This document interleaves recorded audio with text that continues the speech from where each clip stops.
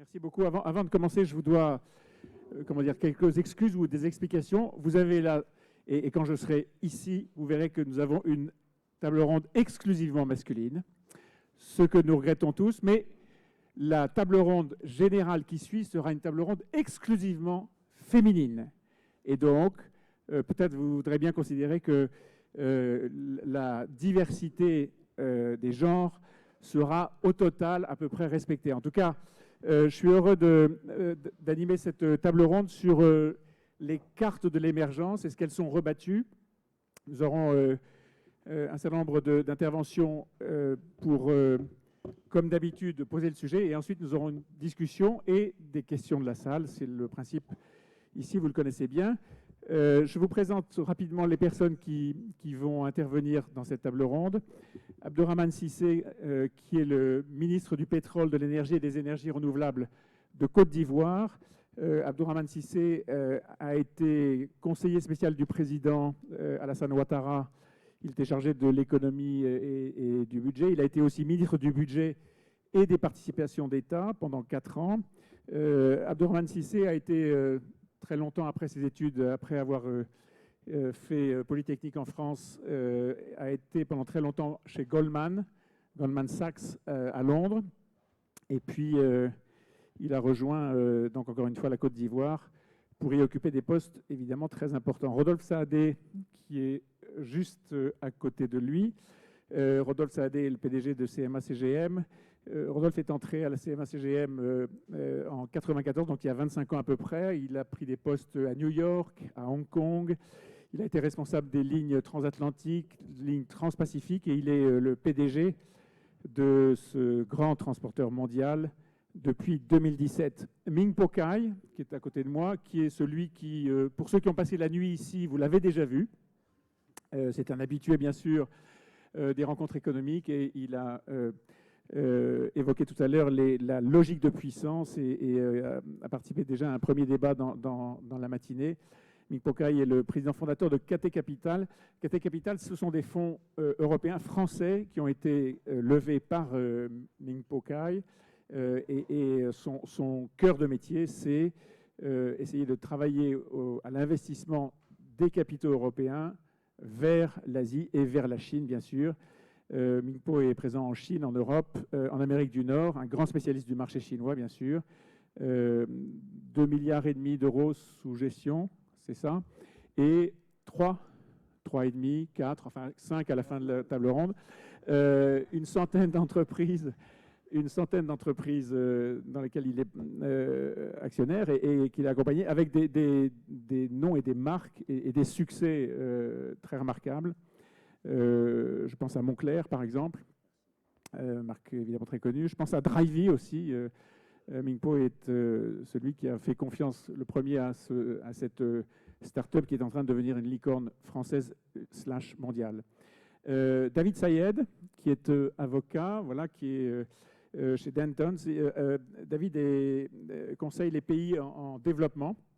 En matière de développement, il est responsable de tout ce qui est finance et dette souveraine dans un certain nombre de pays. Il a beaucoup travaillé avec le Venezuela, mais on ne peut pas lui imputer la responsabilité de ce qui arrive au Venezuela. Il a beaucoup travaillé avec le Zimbabwe et avec le Kazakhstan. David nous parlera de son point de vue financier sur justement cette nouvelle carte des émergences. Et puis, traditionnellement, c'est un économiste qui ouvre la session. C'est donc Étienne Wasmer qui est tout là-bas au bout de la table, qui va planter le décor, comme on dit. Étienne est professeur des universités à Sciences Po et il enseigne actuellement à la New York University de Abu Dhabi. Étienne, c'est à vous. Merci Nicolas, bonjour à tous. Alors je trouve ça formidable qu'il y ait autant d'intérêt pour le développement, surtout un dimanche matin, et pour les nouvelles cartes de l'émergence. Alors je vais essayer de faire part de mon constat d'étonnement, parce que développement, ce n'est pas mon champ traditionnel, mais j'ai choisi cette session parce que, après quelques années passées dans le Golfe, et donc à la confluence de pas mal de civilisations et de plusieurs continents, les choses qui s'y passent sont extrêmement rapides et rebattent un peu les cartes pour le coup. Et je voulais commencer par dire que quand j'ai commencé mon parcours d'économie, on avait la théorie du commerce international avec le Nord et le Sud. Le Nord avait le capital humain, les infrastructures, l'épargne et les machines, le capital, et le Sud avait les travailleurs à bas salaire, les ressources, et que les échanges étaient naturellement par les avantages comparatifs du Nord vers le Sud, du Sud vers le Nord, mais ça se limitait un petit peu à cette vision. Et en fait, ces cartes-là changent très rapidement. J'avais eu l'occasion de regarder des chiffres récemment sur l'évolution du nombre de diplômés en Asie. L'Europe et les États-Unis ont toujours été traditionnellement en avance en termes de la formation du capital humain, de ces élites. Un seul chiffre, en Chine, en 2010, 10% d'une cohorte accédait à l'université. L'an dernier, c'était 50%. À savoir qu'en France, c'est 64%. Donc je vous suggère de réfléchir avec moi dans combien de temps la Chine aura formé la même proportion d'une cohorte que la France. En termes de nombre, évidemment, c'est gigantesque, parce que quand on connaît la population chinoise, il y a 44 millions d'étudiants actuellement inscrits dans le système universitaire chinois. 2,5 millions en France.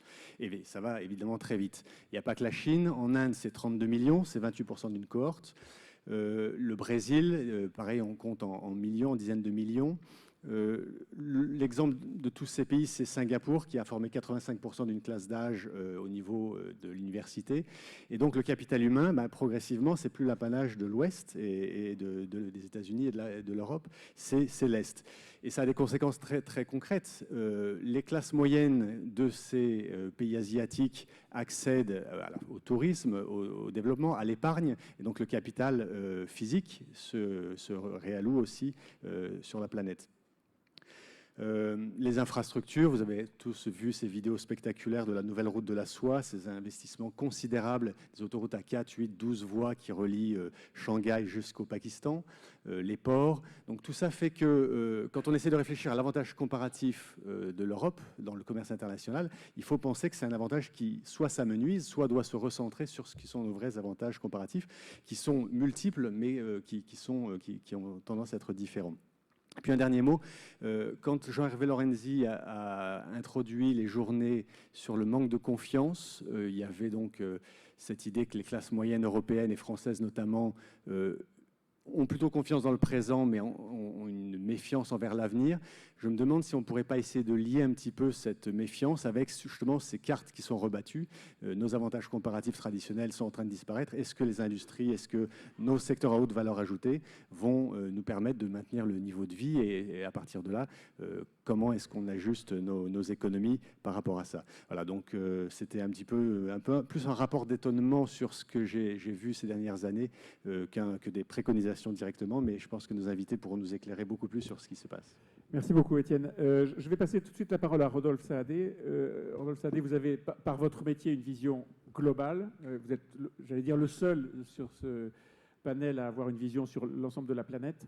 CMA-CGM est une entreprise qui, par construction, si j'ose dire, couvre le monde entier et observe l'évolution des échanges économiques entre les différentes zones. Comment est-ce que vous voyez cette nouvelle carte des émergences, si toutefois elle existe? Est-ce qu'elle existe d'abord, cette nouvelle carte des émergences? Bonjour à tous. Vaste question. Si j'avais à résumer en quelques mots, c'est le monde change, c'est indéniable, et comment nous, compagnie maritime, on s'adapte. Si je regarde les années précédentes, la dynamique des échanges économiques était essentiellement dominée par l'Est-Ouest, avec un renforcement des liens entre l'Europe et les États-Unis, et puis la montée en puissance de la Chine. Aujourd'hui, il y a une nouvelle dynamique qui se met en place avec le développement des échanges de la Chine avec les pays du Sud. J'axe beaucoup ma présentation sur la Chine parce qu'à mes yeux, la Chine reste le plus grand pays exportateur au monde. Les pays du Sud, c'est l'Amérique du Sud, c'est l'Afrique du Sud. La Chine développe ses échanges avec ces deux continents parce que la Chine a besoin de produits agricoles et de matières premières qu'elle arrive à importer du Brésil notamment. Et puis la Chine aussi a réussi à s'adapter aux besoins de ces pays du Sud en créant et en manufacturant des produits qui sont adaptés à la demande des pays du Sud.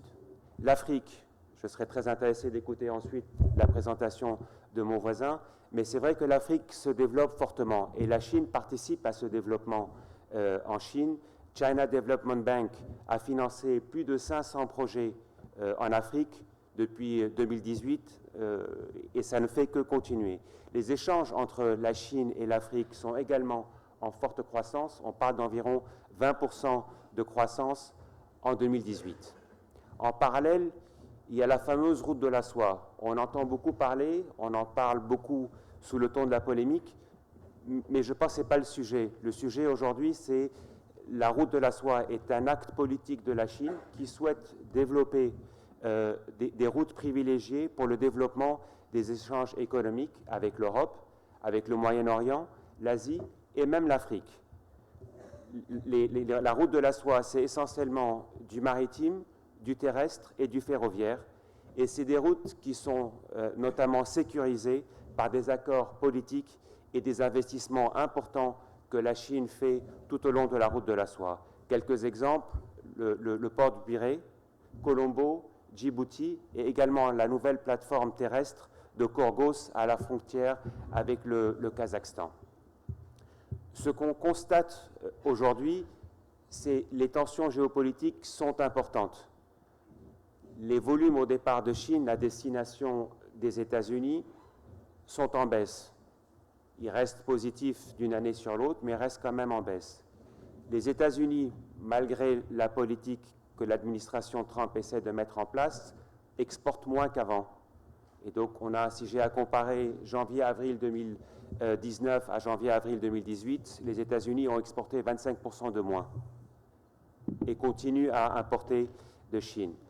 La Chine ralentit sa croissance. Et donc, quelques statistiques, juste pour que vous ayez des chiffres en tête. Les exportations chinoises sont de l'ordre de plus 1,6%, alors qu'il y a quelques années, elles étaient bien plus importantes. Et les importations, elles, par contre, sont en régression. La Chine ralentit, mais on note aussi une émergence des pays d'Asie du Sud-Est et qui se développent très fortement. Cambodge, Thaïlande, Indonésie, Vietnam, avec des croissances de plus de 5% par pays. La mise en place de ces barrières entre les grands pays, Chine, États-Unis, Europe, montre un changement dans la manière dont les flux mondiaux s'organisent. Et on note beaucoup plus de régionalisation que dans les années précédentes. Alors, régionalisation, ça veut dire quoi? Ça veut dire le marché intra-européen se développe fortement. Certains d'entre nous, au lieu d'aller acheter des produits en Chine, vont se retourner vers les marchés intra-européens, vont acheter en Europe.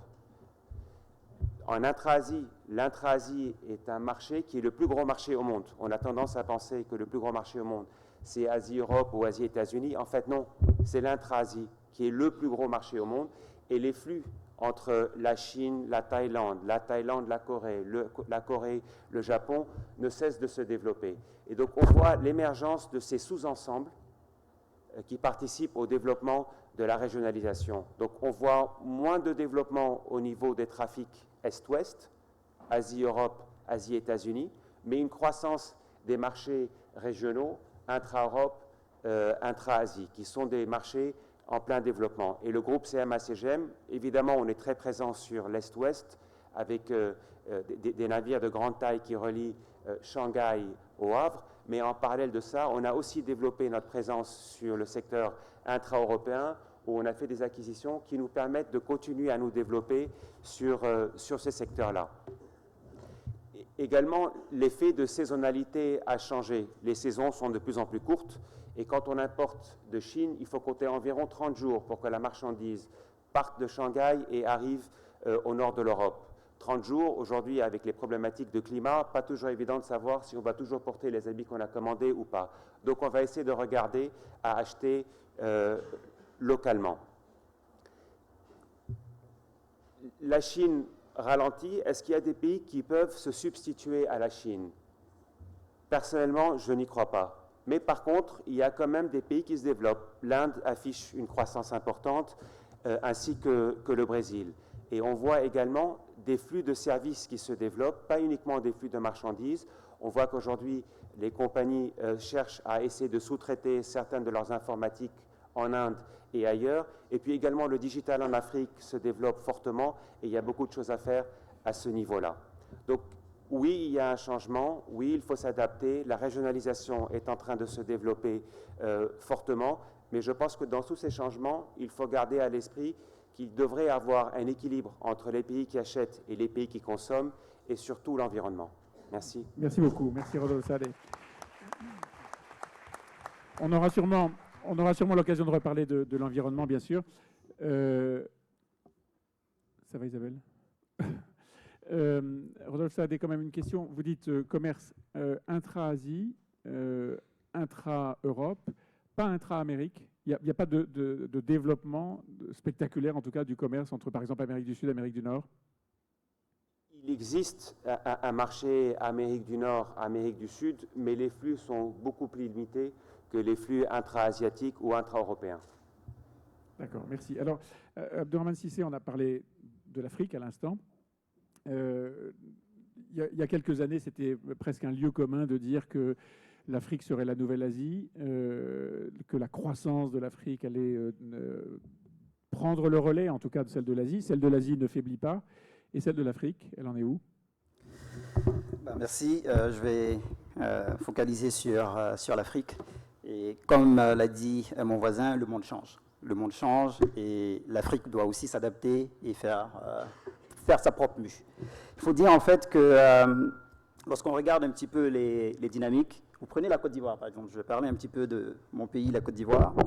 En 90, le PIB par habitant de la Côte d'Ivoire était 4 fois plus important que celui de la Chine.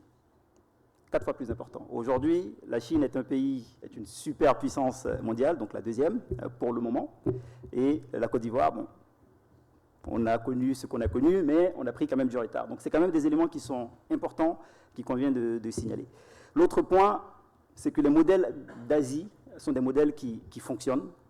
Lorsqu'on regarde un petit peu d'où nous venons et les problématiques auxquelles l'Afrique fait face, il y a clairement matière à s'inspirer.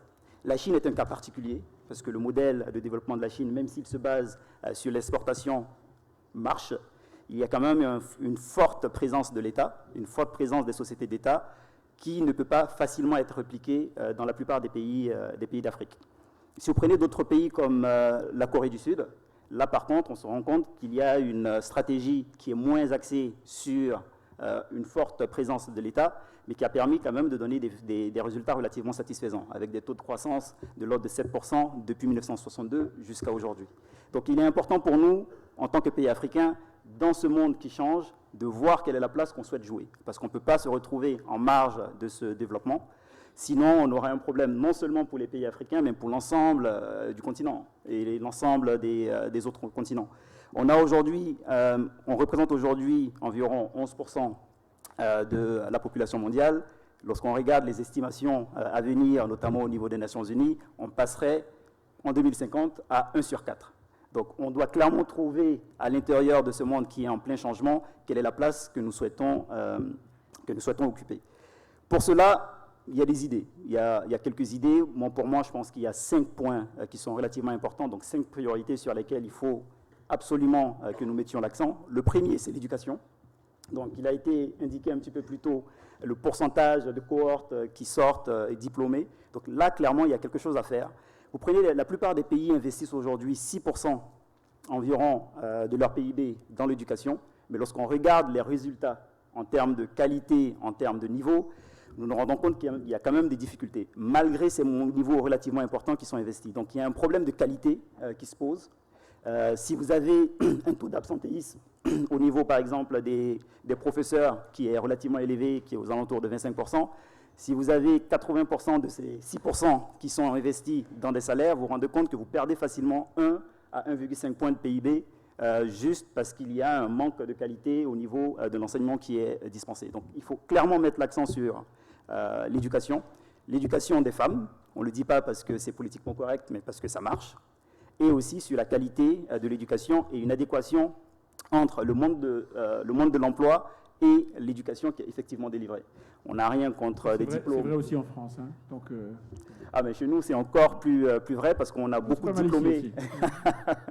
On a beaucoup de diplômés qui ont des diplômes, mais qui, sur le terrain, ont du mal à s'insérer dans le tissu professionnel. Donc, il faut vraiment qu'on puisse trouver une solution à ce niveau-là. Le deuxième point qui est relativement important, c'est l'accès aux services sociaux de base, donc notamment en matière d'accès à l'eau potable, d'électricité et la réduction du gap en infrastructure. Aujourd'hui, lorsque vous regardez les dernières estimations de la Banque mondiale, nous sommes aux alentours de 100 milliards de dollars de besoins d'investissement en Afrique.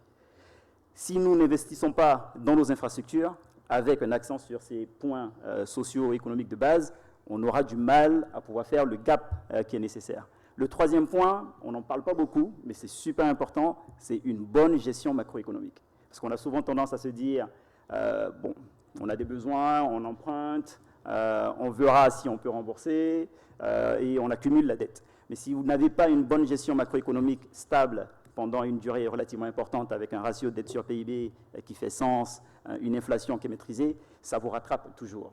Et lorsqu'on regarde la plupart des pays d'Asie qui ont connu des croissances relativement importantes pendant de longues durées, cela s'est basé sur une bonne gestion macroéconomique. 4 points qui est important que je voulais signaler, c'est au niveau de la stratégie à mettre en place. Bon, on se fait accompagner par des grands cabinets, il y en a un qui est dans la salle d'ailleurs qui nous accompagne, McKinsey pour ne pas le citer.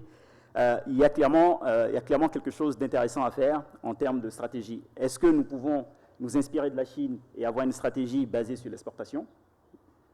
Est-ce qu'il faut stimuler la croissance, la consommation plutôt nationale ou, on va dire, régionale? Donc là, il y a vraiment un enjeu, parce que la plupart des pays aussi qui se sont développés ont pris, en termes de priorité, mis l'accent sur la consommation nationale.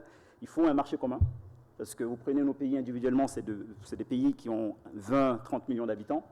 C'est difficile de pouvoir créer une vraie industrie si vous n'avez pas, bien entendu, un marché qui permet de pouvoir écouler ces produits. Les chefs d'État de l'Union africaine sont en ce moment au Niger pour justement discuter de la zone de libre-échange continentale. Donc c'est vraiment des initiatives qu'il faut clairement encourager pour qu'on puisse aller de l'avant. Le 5e point, parce que les 4 premiers points que j'ai indiqués, vous pouvez me le dire, c'est des choses que nous savons tous. La question, c'est pourquoi est-ce qu'on ne les met pas en œuvre? Donc, bon, il y a plein d'idées, mais après, il y a la question de l'implémentation. Et pour l'implémentation, il n'y a pas de solution miracle.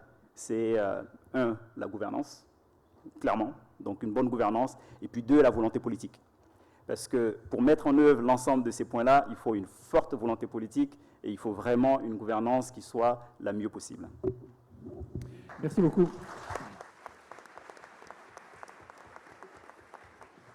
Bon, ça c'est le cadre général que vous imaginez être le cadre indispensable pour l'émergence de l'Afrique. Aujourd'hui, ce que vous dites, c'est le modèle de croissance n'est pas un modèle africain, c'est un modèle asiatique, c'est ça?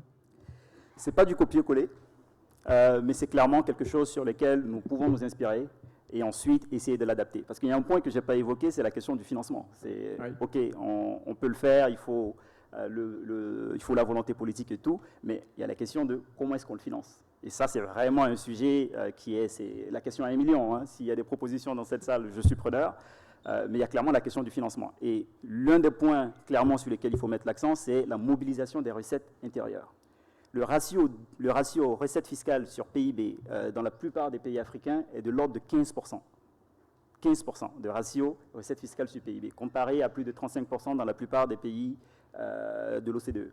Donc avec 15%, c'est très dur de financer quoi que ce soit en matière d'infrastructure. Après, il y a le secteur privé, et là, je suis content que Mingpo soit là, parce qu'il y a 2 ans, nous avions discuté ici, à Aix, des investissements éventuels de son fonds en Afrique. Donc là, je suis bien content qu'il y ait 150 millions de dollars de fonds Afrique qui ont été mobilisés. Je sais que mon voisin aussi d'à côté est un partenaire de ce projet-là. Et c'est vraiment des choses qui sont vraiment à saluer et à encourager. Merci beaucoup. Alors,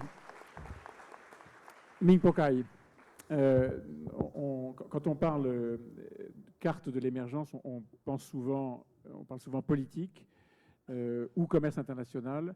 Vous, quand vous parlez d'émergence, vous pensez digital? Oui. D'ailleurs, le mot émergence, je suis toujours un peu gêné parce que c'est comme quelqu'un qui est dans un train, il y a première classe et deuxième classe. Voilà. Et non, moi je pense que, d'ailleurs, oui, l'Afrique, on y va. Et d'ailleurs, un Chinois comme moi passé par la France, aller en Afrique. C'est pour vous dire qu'aujourd'hui, la carte est en cours de redessiner. Et je pense que cette remodulation, il est en permanence. On ne peut pas dire la carte, quand le monde est arrivé à notre jour, personne n'a dessiné, ça c'est la France, ça c'est la Chine, ça c'est l'Afrique. C'était une terre tout ronde. Voilà. Mon ami Tsai Guoqiang, qui est un grand artiste, qui nous a fait l'honneur d'être présent à notre journée Chine, pour faire plaisir Jean-Hervé Lorenzi, donc chaque année je fais une journée Chine. Et il a... On est tous là pour faire plaisir à Jean-Hervé. Et il a dit une chose, il dit, si on se considère comme extraterrestre, et regardez cet univers où nous vivons, finalement, cette notion d'émergent ou pas émergent ou développé n'a aucun sens. On a des causes communes, on a des joies communes, et donc si on regarde cette langue, c'est là qu'on s'aperçoit que le changement de la cartographie en termes d'émergence, il est multiple. Il est géographique, politique. Je ne suis pas macroéconomiste, donc je ne veux pas traiter ce sujet. Par contre, dans le digital, effectivement, je vois très bien ce que vous avez occupé un territoire à un moment donné, les e-commerce, mettons, les supermarchés, il peut considérer le e-commerce c'est une économie émergente. D'accord? Donc c'était avec toi, il y a 3 ans, j'ai expliqué Pinduoduo, l'époque c'était au tout début de l'histoire. Oui, PDD, l'histoire. Et aujourd'hui, ça fait 400 milliards de RMB de revenus, 450 millions d'utilisateurs, et côté il y a à peine un an, à Nasdaq, ça fait 26 milliards. Et, vous pouvez expliquer un peu ce que c'est, justement cette... Oui, c'est un jeu. Donc, à l'époque, tout le monde pensait que l'économie numérique, e-commerce est déjà bien établi, mais ils ont oublié qu'il y a 700 millions de Chinois qui vivent à la campagne. Donc, si j'achète tout seul, j'ai payé plein pot. Si j'achète avec tous ensemble, c'est 10, 20, 30, 40% de discount. Donc, c'est un jeu. Et en plus, on se connaît au travers de la plateforme WeChat. Et c'est comme ça fonctionne. Alors, donc, aujourd'hui, est-ce que Pinduoduo, c'est une économie émergente? Je vais vous dire combien, que ce soit Auchan, que ce soit Carrefour en Chine, c'est un challenge énorme. Ils sont en train d'inventer quelque chose pour rattraper par rapport à Alibaba, par rapport à JD.com. Et encore, Alibaba considère Pinduoduo, c'est le challenger. Donc, quelque part, cette économie traditionnelle de supermarché, il commence à se positionner comme émergent, parce qu'il faut rattraper le e-commerce. Voilà. Donc, ça veut dire qu'aujourd'hui, vous êtes dans une société encore considérée qu'il y a la classe, et vous êtes riche, donc les Chinois ou les Africains émergents, mais finalement, peut-être, en très peu de temps, ça peut l'émerger. Donc, mais les Chinois commencent à considérer, ils sont tout puissants, et considérer l'Europe, et c'est fini. Alors là, ils ont fait une erreur fatale. Voilà. D'accord? Donc, moi, je ne crois pas du tout que la puissance, notion de puissance, parce que quand tu es puissant, tu deviens fragile. Et donc, le temps que tu es en train de regarder ton miroir, tu es puissant, il y a déjà des jeunes qui sont en train de vous rattraper.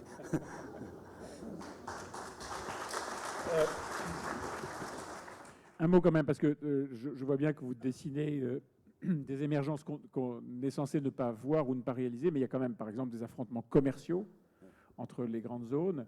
La Chine est au cœur du sujet de l'affrontement commercial actuellement entre les États-Unis, la Chine, mais aussi une partie du reste du monde. Cet affrontement commercial-là, il peut modifier l'émergence de cette nouvelle carte? Alors, au fond, parce qu'aujourd'hui, dans toute la partie économie digitale, le nerf de la guerre, c'est les données et la qualité des données. Ce n'est pas parce que le gouvernement chinois a tout à coup fabriqué les bases de données et la qualité des données. C'est parce que la Chine, on a une population importante et on a sauté des étapes. Au lieu de faire commerce traditionnel, e-commerce, ou paiement carte crédit et après paiement mobile, la Chine a une manière littérairement. Moi, je suis chinois de Fujian. Quand je suis né, j'ai connu l'électricité à l'âge de 8 ans. Et moi, quand j'étais en France, il y a 30 ans, pour téléphoner à mon village, c'est pas possible, il n'y a même pas de téléphone fixe. Mais ils ont passé de là directement mobile. Donc cette évolution, digitalisation, et avec le volume et la vitesse, effectivement, la Chine a l'avantage, c'est la vitesse.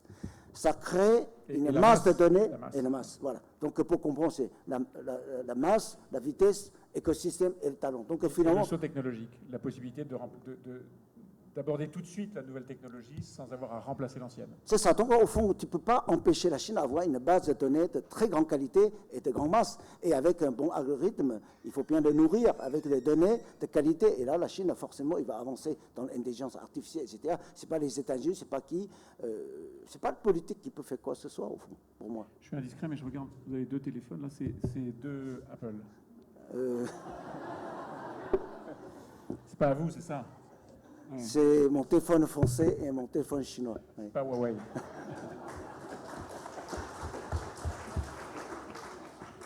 Merci beaucoup. David Sayed, il y a un instant, Abderrahmane Cissé disait une des questions essentielles, c'est l'argent, le financement, trouver une manière de venir amplifier ces émergences nouvelles dont on parle depuis le début. Vous, le financement, c'est votre sujet. Comment est-ce que vous voyez cette nouvelle carte précisément des émergences, si toutefois elle existe? Merci Nicolas, et merci à vous tous d'être là dimanche matin. Et je vais essayer d'utiliser les 5 à 7 minutes que j'ai. Je vais parler d'autre chose. Je vais parler du financement, mais dans le contexte humain. C'est-à-dire que le développement mondial, c'est surtout le développement des êtres humains. Je suis avocat, donc je suis ni homme politique, ni entrepreneur, ni homme d'affaires, ni chef d'entreprise. Donc je conseille des gouvernements, des fonds souverains, je conseille des organismes divers et variés, souvent multilatérales. Première chose que je vais dire, c'est que vraiment l'humain est au centre de tout. Donc quand on parle de financement, de commerce, etc., c'est toujours axé sur l'humain. L'émergence, c'est quoi? C'est l'émergence d'une meilleure vie pour des humains. Évidemment, on pense à l'environnement pour nous, pour nos enfants. Donc le financement s'insère dans son contexte et l'émergence s'insère dans le contexte humain. Deuxièmement, et ce n'est pas aux économistes que je vais dire ça, le thème de tout ça, c'est la confiance. D'ailleurs, se poser la question « est-ce qu'on a confiance ?» ça veut dire qu'on n'a pas trop confiance. Il y a une question de confiance. Donc, et pourquoi cette question est posée? Par l'émergence, par le changement. Le changement dans la puissance des pays, le changement dans les sources de financement, le changement, comme a dit Rodolphe, sur les trends dans le commerce international, etc. Donc, et là, l'audience qu'on a aujourd'hui, c'est une audience, je pense, surtout française. Donc, je vais aussi parler, et je vais essayer excusez-moi, je vais utiliser une expression en anglais, je vais essayer de parler de implicit bias. On a tous une façon de penser qui est conditionnée par d'où on vient, qu'est-ce qu'on a étudié, avec qui on a étudié. Par exemple, donc moi je suis né au Pakistan, de père indo-pakistanais, j'ai grandi au Venezuela et ma mère est irlandaise. Et j'ai fait mes études en France. Voilà. C'est un peu compliqué. Ma femme est chinoise, donc du nord de la Chine, d'un endroit que personne ne connaît. Ningxia, mais qui est vraiment génial, hein, je vous recommande. Donc moi, toute ma vie, on m'a appris d'être number one. Aux États-Unis, où j'ai fait mon internat, il faut être premier en sport, premier dans les concours, etc. Quand j'ai rencontré Dina, qui est là, on essaie de faire venir aussi le féminin sur le strade, hein, en faisant venir... voilà. Donc elle me dit, mais pourquoi tu veux être number one tout le temps? C'est fatigant d'être number one. J'ai dit, regarde la Chine aujourd'hui, vous voulez être number one? Elle m'a dit, pas du tout, on ne veut pas être number one, on va être juste number two, mais on peut être number one quand on veut. Et puis elle me dit, voilà. Et puis elle me dit, mais tu sais pas que le premier oiseau se fait toujours tirer? Moi je suis là, qu'est-ce que tu veux dire par ça? Le premier oiseau se fait toujours tirer, excusez. Donc elle me dit, oui, tu sais, quand les oiseaux sont en train de... le premier, il se fait tirer, et c'est le deuxième qui devient premier. Ah, d'accord. Est-ce que tu veux juste pas essayer de temps à temps d'être number 2 et pas être toujours number 1. Bon, ok, donc j'apprends. Alors maintenant, je vais parler du sujet. Parce que c'est le sujet, Oui, en fait. Oui, C'est le sujet. le sujet. Oui, oui, le sujet. Le sujet, c'est que dans les recherches de financement, dans le développement, dans l'apport de notre compétence dans les pays émergents, alors là je mets l'Afrique, l'Amérique du Sud, l'Asie centrale, l'Asie du Sud-Est, etc., il faut sortir du implicit bias. Notre façon de penser, c'est il y a une notation, il y a des organismes, je dirais la Banque mondiale, FMI, etc. Pourquoi aujourd'hui les pays cherchent à rééquilibrer? Simplement parce que dans chaque démarche financière, pour soutenir un développement politique d'un pays, il y a cet implicit bias. La Chine l'a vu très très bien. La Chine s'est vue confrontée à beaucoup d'obstacles dans l'entrée dans le panier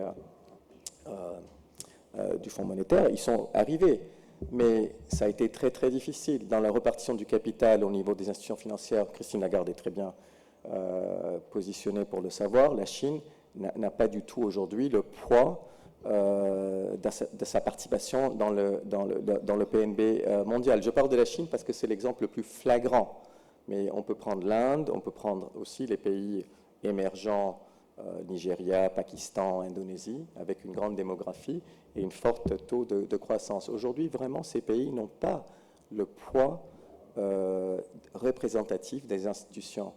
Et je parle d'implicit bias aussi parce que notre façon de faire les choses, notre façon de consentir les conditions qu'on met en place pour le financement et les financements sont très, très focalisés, sont très, très inspirés de notre façon de voir les choses. Quand je dis notre façon, c'est la façon occidentale.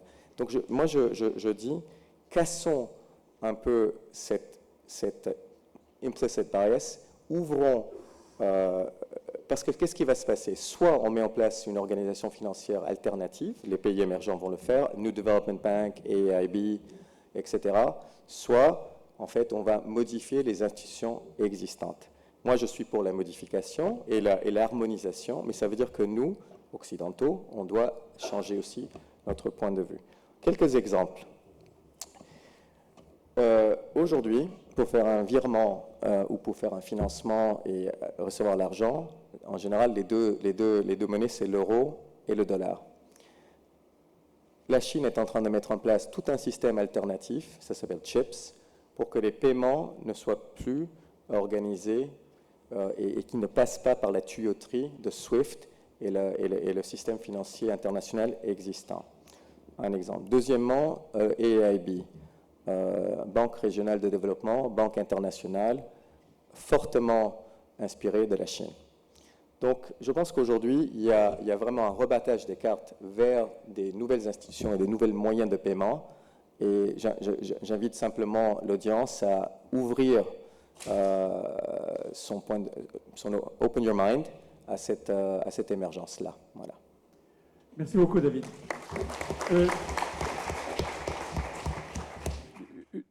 Une question ou deux même. Est-ce qu'il y a un centre financier mondial alternatif? Est-ce qu'il y a l'émergence? On connaît New York, on connaît Londres, on rêve de Paris, on connaît, etc. etc. Est-ce qu'il y a en Inde, est-ce qu'il y a en Chine un centre financier qui aujourd'hui peut rivaliser avec les centres financiers mondiaux dont je viens de parler? Alors je pense que c'est Shanghai, très simplement. Shanghai.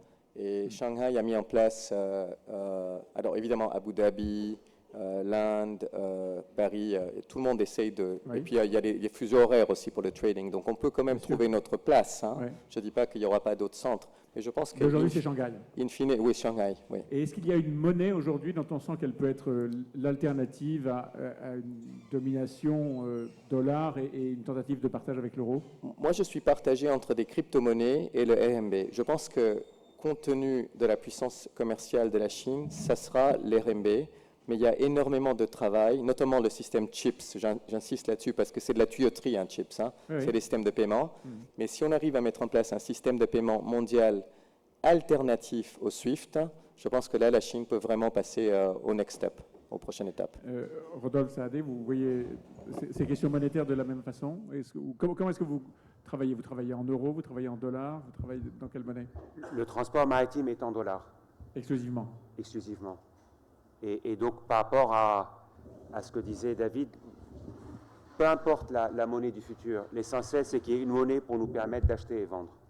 Que ce soit le dollar, le RMB ou autre, tout ce qui compte, c'est qu'il faut un moyen. Le reste suivra.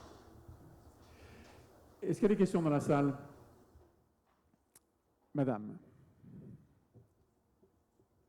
Thank you. Firstly, thank you, David, for recognizing women exist in an all-male panel. So I have three quick questions.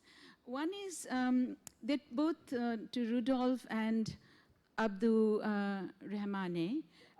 One is that you paint a very rosy picture of Chinese investment in Africa, but there's also a lot of concern about questions of land grabbing, there's questions of debt, there's questions of non-transfer of technology and non-use of local labor. So I wanted to know what your take on that is. The second is the question about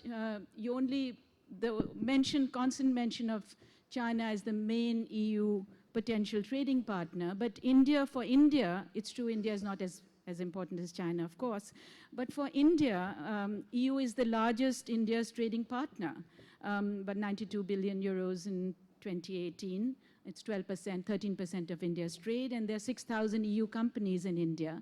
So I thought perhaps you could say something more about beyond services, what the potential is. And just finally, I do think development is more than finances. As Amartya Sen said, development is about freedom, it's about democracy. It's also about inequality reduction. So all the convergence which was taking place globally on inequality reduction, as Thomas Piketty, the French economist, Joseph Stiglitz and others have pointed out, we are now moving towards divergence. And surely that must be also discussed today, apart from, of course, climate issues. Merci. Abderrahmane Cissé. Et puis peut-être Étienne sur l'histoire d'inégalité, peut-être. C'est intéressant. Merci pour la question. Concernant les investissements chinois en Afrique, la question de la dette est une question qui est clairement essentielle. Et là, chaque pays vraiment de voir ce qui est soutenable de ce qui ne l'est pas. C'est pour ça que dans mon intervention, j'ai beaucoup insisté sur la question de la bonne gestion macroéconomique. En ce qui concerne la Côte d'Ivoire, nous avons bien entendu des investissements chinois qui sont relativement importants dans le secteur de l'énergie, dans le secteur routier. On a emprunté, mais on s'arrange toujours à ce que notre ratio de dette sur PIB reste aux alentours de 45%. Donc là, c'est vraiment l'objectif que nous nous sommes fixés et nous négocions au mieux les conditions pour que nous puissions avoir quelque chose qui soit soutenable. Donc oui, on a besoin des investissements chinois, on a besoin d'investissements de partout. Donc s'il y a des investissements français, quel que soit le pays, nous sommes preneurs, mais il faut juste que les conditions soient les meilleures pour nous et que ça rentre dans un cadre qui nous empêche en tout cas de déraper. Maintenant, la question du transfert de technologie, c'est vraiment essentiel. C'est vraiment essentiel, oui. Parce qu'aujourd'hui, vous avez souvent énormément d'investissements. Et ça, c'est le reproche aujourd'hui qui est fait à la plupart des pays africains. On nous dit, nous investissons énormément, mais les entreprises locales, les populations n'en bénéficient pas. Il y a de la croissance, mais cette croissance n'est pas inclusive. Nous faisons en sorte, en tout cas en ce qui concerne la Côte d'Ivoire, à ce que tous les contrats, nous puissions avoir au minimum ce qu'on appelle le contenu local, local content. Donc on fait en sorte à ce qu'une partie du contrat soit absolument et obligatoirement sous-traitée à des entreprises nationales. Quelle partie? Au moins 30%. 30%. Et justement, cela nous permet de pouvoir créer graduellement des entreprises pour qu'on puisse, nous, à terme, prendre le relais. J'ai été ministre du budget pendant longtemps, pendant 4 ans, j'avais en charge les marchés publics. Initialement, la volonté, c'était vraiment de faire en sorte que la plupart des marchés soient alloués à des entreprises locales. Mais lorsque vous faites des marchés et que vous vous rendez compte que vos entreprises n'ont pas les compétences technologiques pour pouvoir faire tel ou tel ouvrage, vous êtes obligé d'avoir une stratégie pour que graduellement vous puissiez y arriver. Donc on a modifié le code des marchés publics, par exemple, chez nous, pour faire en sorte que nous obligions les entreprises à faire de la sous-traitance. Donc, dans notre code des marchés publics, nous obligeons les entreprises à sous-traiter 30% du marché à des entreprises ivoiriennes. Et cela, graduellement, nous permet d'avoir les compétences pour que demain, nous puissions nous-mêmes réaliser l'ensemble des travaux. Et pourquoi pas aller dans d'autres pays. Pour répondre Merci. peut-être à... Oui, Rodolphe. Oui. Et ensuite Étienne. Oui. Attends, Rodolphe d'abord. Rodolphe, vous savez. Je vais intervenir sur deux points que Madame a cités. Le premier, la Chine, et le deuxième, l'Inde. Pourquoi est-ce que la Chine investit autant en Afrique? Parce que c'est un peu le seul pays aujourd'hui qui investit autant en Afrique. Les autres superpuissances sont plus intéressées par leur marché que par sortir de leurs frontières. Donc la Chine aujourd'hui, c'est elle qui met l'argent sur la table pour développer l'Afrique. Donc ça, il faut quand même le reconnaître. J'espère que l'Europe, la France et les États-Unis vont regarder l'Afrique, mais le seul pays aujourd'hui qui a les moyens de sa stratégie, c'est la Chine. Maintenant, au niveau de l'Inde, j'aime beaucoup votre pays, j'ai été quelques fois là-bas. L'Inde, son grand problème, c'est qu'elle n'a pas des infrastructures pour pouvoir accueillir, en ce qui concerne mon secteur, des grands bateaux. Nous, on opère des grands navires et on a besoin d'infrastructures portuaires et d'infrastructures terrestres pour qu'une fois qu'on a déchargé nos marchandises, elles puissent partir dans les différents endroits où elles sont attendues. Et le jour où cette infrastructure sera mise en place, l'Inde a tout pour elle. La croissance est au rendez-vous. Il y a une population d'1,3 milliard d'individus qui a besoin de consommer, d'acheter et de vendre. Donc c'est un pays d'avenir, bien sûr, mais il faut régler certains problèmes, et notamment les problèmes d'infrastructure. Étienne. Bon, la question des inégalités est essentielle. Je vais y répondre avec un tout petit détour. À un moment, il a été dit, et c'était très intéressant, que l'Asie était un modèle économique de développement. C'est aussi un modèle politique qui s'est construit avec des régimes autoritaires. Et c'est dommage qu'on n'ait pas plus en tête que les avantages comparatifs qui vont probablement rester à l'Europe, c'est justement un espace de stabilité, de droit, de régulation, de démocratie, et qui essaye tant bien que mal de contenir les inégalités. Mais les gens sur le panel voyagent beaucoup, peut-être plus que moi. Moi, ce qui me frappe toujours quand je traverse Aix d'un bout à l'autre, c'est qu'on a des centaines de personnes qui profitent des terrasses. Je ne connais pas beaucoup de pays où on a une telle qualité de vie, malgré toutes les plaintes qu'on a sur les inégalités, que la France. Peut-être c'est l'idée, je me fais du Liban, où c'est peut-être aussi des gens qui profitent de la vie aux terrasses, peut-être l'Italie, mais il n'y en a pas tant que ça. Donc il faut qu'on arrive à transformer ce capital de stabilité, de régulation et d'inégalité contenue en un capital économique, parce que c'est peut-être ça à la fin qui permettra qu'on reste dans la course. Une question dans la salle? Oui. Alors, deux questions. Oui. Monsieur, si vous pouvez faire des questions courtes, parce qu'il nous reste quelques minutes. Extrêmement courte. En fait, moi, je pense qu'il y a un volet philosophique dans l'émergence. En fait, c'est dans la perspective occidentale de faire la différenciation entre la modernité et l'occidentalisation. La modernité et l'occidentalisation. En fait, être émergent, c'est pouvoir parler pour soi et pour ses besoins, et ne pas être l'objet d'un parler pour l'autre. Merci. Une réaction? Je reviens toujours sur ce émergent, alors occidental, etc. Bien sûr, c'est très intéressant d'analyser tout ça, parce que comme ça rend les choses claires et logiques, et on prend en bonne note. Mais je pense qu'aujourd'hui, la jeune génération, ils ont une autre logique. Ils sont en train de réinventer des choses. Tout à l'heure, j'avais évoqué, on a une société qui s'appelle Kaios. L'autre jour, j'étais à New York. J'ai reçu 50 entrepreneurs. Et quand je parle Kaios, ils ont tous levé me montrer leur iPhone. Alors, du coup, là, ce n'est pas iPhone. C'est un téléphone, c'est un téléphone $40. Cheap. Oui, et avec le système d'exploitation, 3e dans le monde. Il va changer la règle de jeu par rapport à Android, par rapport à iOS. Et ça, les jeunes, ils sont en train de réinventer quelque chose par rapport à leur logique, c'est-à-dire utilité. On doit revenir à quelque chose de plus fondamental. Quand tu as utilité, tu as l'émergence. Ce n'est pas la peine de copier le passé. Inspiré par le passé, mais il faut action par rapport à utilité. Une question, je crois qu'il y avait une main levée, tout en haut, oui. Tout en haut, s'il vous plaît. Merci. Merci beaucoup. Moi, j'aimerais surtout revenir sur la question du financement, notamment la question de suivi. Effectivement, nous sommes dans un contexte où les financements viennent surtout, pour la plupart du temps, de l'extérieur, ce qui nous donne une notion de double contrôle, c'est-à-dire d'où viennent les fonds, c'est eux qui suivent le financement, et puis l'État aussi qui essaie de faire ce qu'il peut. notamment dans les pays en développement. J'aimerais savoir s'il n'était pas possible, au fait, d'inclure aussi les populations dans ce financement. Ouais. De participer à ce peut-être financement. une réponse là-dessus, et peut-être David Sayed également. Mais rapidement, il nous reste très peu de temps. La question de l'inclusion des populations au financement passe par le paiement des impôts. Et pour cela, il faut qu'elle soit satisfaite de l'utilisation des ressources qu'elle paie. Donc il y a une question de confiance qu'il faut introduire entre les gouvernants et les populations pour qu'elles se disent, si je paie mon impôt, il sera utilisé de bonne façon, de sorte à ce qu'on puisse effectivement atteindre les objectifs. Je l'ai rappelé, le ratio recette fiscale sur PIB 15% est chez trop vous. bas. 15%. 15%. Chez nous, 45. Donc, si on peut avoir 45, franchement... Non, je vous le déconseille, honnêtement. Ce n'est pas une bonne idée. Restez aux alentours de 35-38, ce sera parfait. David Sayed. Je suis 100% d'accord avec Abdurrahman. C'est une question de confiance, d'ailleurs. Et deuxièmement, c'est une question de monnaie. C'est-à-dire que beaucoup de pays n'ont pas de monnaie en fait, s'endettent en dollars, en euros.